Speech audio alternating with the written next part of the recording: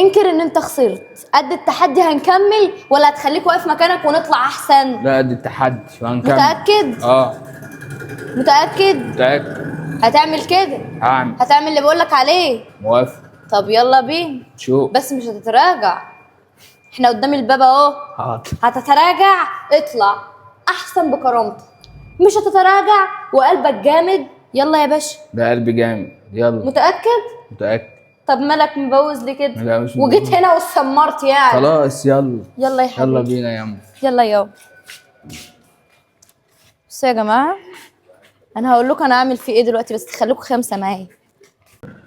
وها قد اقتربنا يا جماعه على المعركه اللي هتحصل.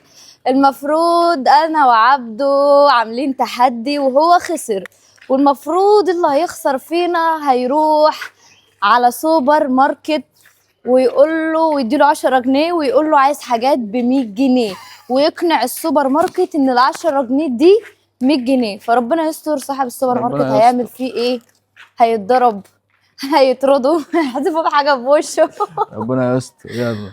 فايه المفروض انا مش هاجي معاك، انا هسيبك وهمشي، انا هكون واقفه بعيد عشان ايه الاتفاق، عشان انا ماليش دعوه باي حاجه وانا ما اعرفش اي حاجه. يقول عليك انت مجنون بقى، يقول عليك عبيط، يقول عليك اي حاجه، انا ما يخصنيش.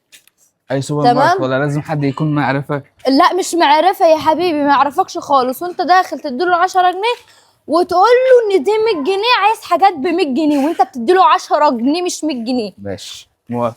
يا جماعه استنوا الجزء الثاني، واللي عايز الجزء الثاني يبعت لي، عشان انا حاسه ان هيحصل صدمات في الجزء الثاني، وربنا انا حاسه ان الراجل هيطلع يضربه وهيلم عليه الناس ويخلي الشارع كله يضربه. هيقول له انت شارب حاجه؟ انت جاي تديني 10 جنيه وعايز حاجات ب 100 جنيه؟